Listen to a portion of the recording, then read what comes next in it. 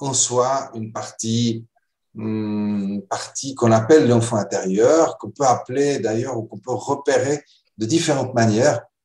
Son côté positif, c'est que c'est un enfant. Et un enfant, a priori, c'est joyeux. Ça apporte la joie. Et c'est aussi curieux. Ça apporte la curiosité. Donc ça, ce sont les deux émotions positives, joie et curiosité, qui sont naturelles, qui sont spontanées, qui sont évidentes pour l'enfant. Donc, la joie va l'amener à jouer sans cesse. La curiosité va l'amener à être créatif, à s'intéresser un peu à tout, à s'ouvrir. Et donc ça, ce côté de l'enfant intérieur est très, très, très précieux, très bénéfique à cultiver et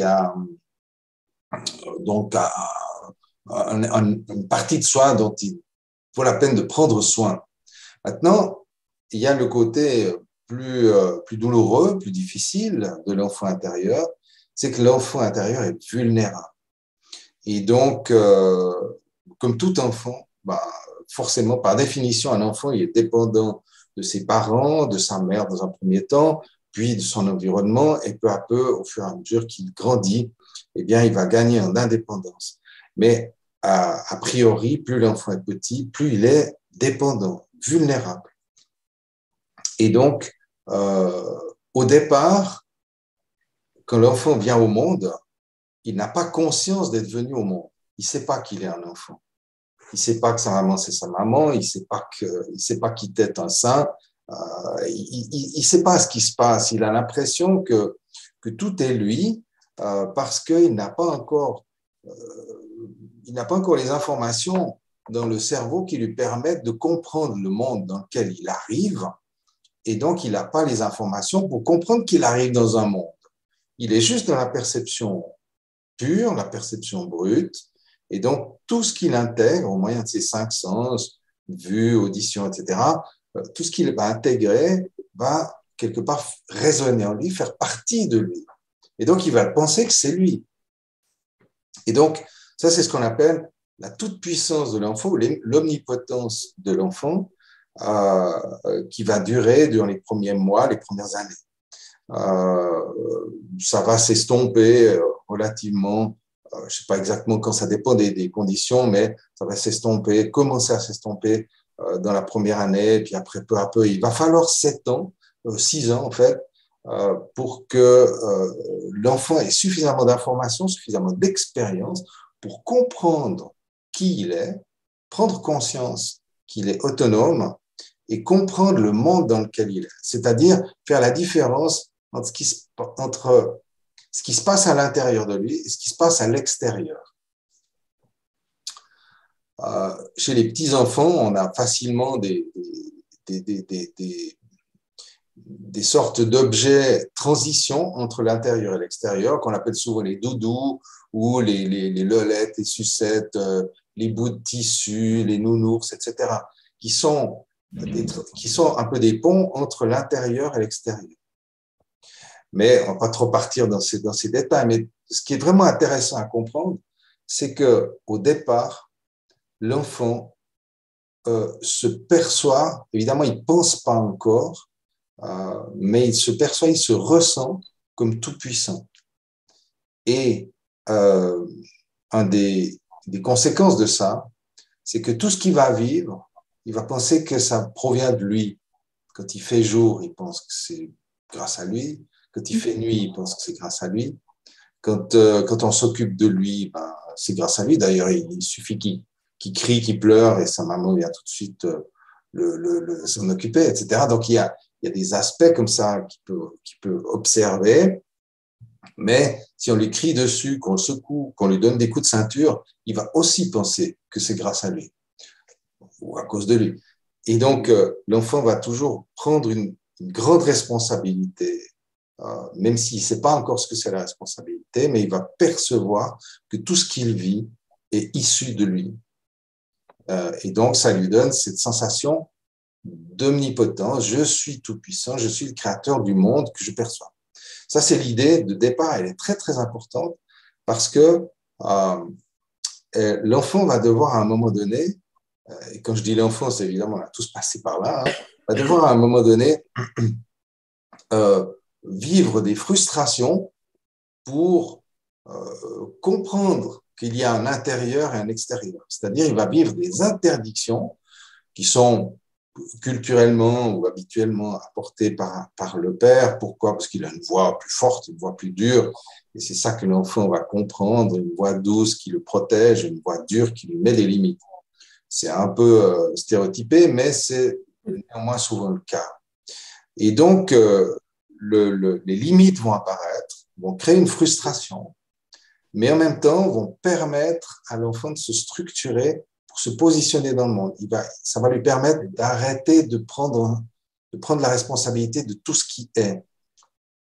Et ça, c'est une phase qui va plus ou moins se passer dans notre éducation. Si on a, voilà, si on a des enfants, si on a des parents qui sont trop, comment dire ça, je trouve plus le terme, qui laissent tout faire, eh bien, l'enfant n'a pas suffisamment de limites pour comprendre qu'il n'est pas tout puissant et il peut garder cette sensation de toute puissance pendant très longtemps et du coup, ça va activer sa culpabilité. Ça va activer parce qu'il peut se sentir coupable de tout et de rien. À partir du moment où il n'a pas capté, pas compris que c'est pas lui qui produit le monde qui l'entoure. Pourquoi je parle de tout ça? C'est que en fait, quand l'enfant commence à comprendre qu'il y a un monde extérieur dont il est séparé, il va avoir cette sensation d'intérieur, d'extérieur, de séparation, d'unité. On retrouve le besoin de séparation, unité, dont j'ai déjà parlé quelques fois. Bref, cette sensation de dedans, dehors, d'union et de séparation. Et c'est là qu'il va se construire son ego, en fait. Parce que l'ego est relatif à quelque chose de différent. Et donc, on va avoir une construction de l'ego qui va être plus ou moins influencée par le vécu, enfin, qui va être influencée par le vécu de manière plus ou moins positive, c'est-à-dire un ego positif, une estime de soi. Donc, un enfant qui a confiance en lui, qui s'estime, va avoir un ego positif qui va lui permettre de faire plein de choses dans la vie. Et puis, à contrario, en fonction d'expériences difficiles, l'enfant va développer un ego blessé, dit ego blessé, ou l'enfant blessé, l'enfant intérieur blessé, souffrant, qui va en fait l'empêcher, le rendre timide, l'empêcher d'avancer parce que le monde paraît trop dangereux. Alors, tout ça peut paraître une évidence pour certaines d'entre vous, ou peut-être que ça peut apporter un petit peu d'eau à votre moulin de la compréhension de ce qui peut se passer en vous. Hein. Comment ça se construit, en fait, cet enfant intérieur qui est blessé? Pourquoi il est blessé? Hein? Pourquoi il prend en charge cette blessure? Et donc, quand on va guérir cet enfant intérieur, quand on va aller lui apporter des soins, quand on va aller s'occuper de lui, on va lui apporter ce dont il a besoin, eh bien, ça va permettre à cet enfant intérieur de restaurer une estime de soi, donc un ego positif pour faire des choses dans la vie, entrer dans la vie et rétablir ou établir un rapport avec le monde, avec l'environnement, avec les autres, avec la société, un rapport équilibré, un rapport d'égal à égal. Les tensions, les dissensions, les conflits viennent toujours d'une peur d'inégalité, en fait. On croit que l'autre est supérieur ou on se croit supérieur et on rentre en conflit. Quand on est dans un confiant, on pense qu'on est peut-être à des points différents de compréhension du monde, mais on est égaux. Et donc, ça permet d'entrer, d'équilibrer, d'harmoniser, on va dire, son rapport avec le monde. Et au final, quand on va guérir l'enfant intérieur au niveau inconscient, c'est-à-dire avec l'hypnose ou un moyen de ce type, eh bien, on va évidemment pas changer l'histoire, on va pas changer le passé. L'histoire est faite, hein. Mais quand on dit l'histoire est faite, ça veut aussi dire l'histoire n'existe plus, elle n'est plus là.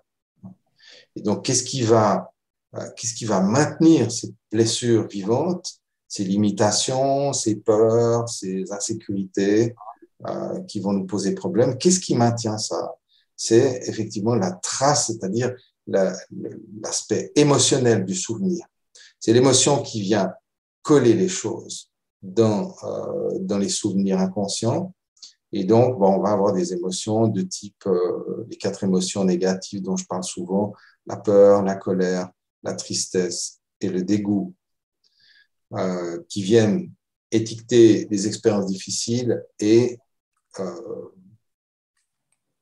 continuer, alors si je veux vraiment dans cette idée de ce que je présentais tout à l'heure, continuer à entretenir, s'il n'y a pas la frustration de la limite, continuer à entretenir l'idée « je suis responsable, je suis coupable, je suis le créateur de toutes ces choses négatives qui me sont arrivées ». Donc ça, c'est l'idée vraiment d'aller dans l'état hypnotique pour consoler un peu cet enfant intérieur, s'en occuper et lui donner ce dont il a besoin pour non pas changer l'histoire, évidemment, mais changer l'encodage inconscient du souvenir, de sorte qu'on peut percevoir le souvenir, percevoir le passé d'une manière différente. Voilà ce que j'avais envie de partager avec vous avant d'entrer dans l'expérience. Partager avec vous ces choses précieuses en termes de compréhension, puisqu'on profite toujours mieux de la vie quand on comprend ce qui nous arrive.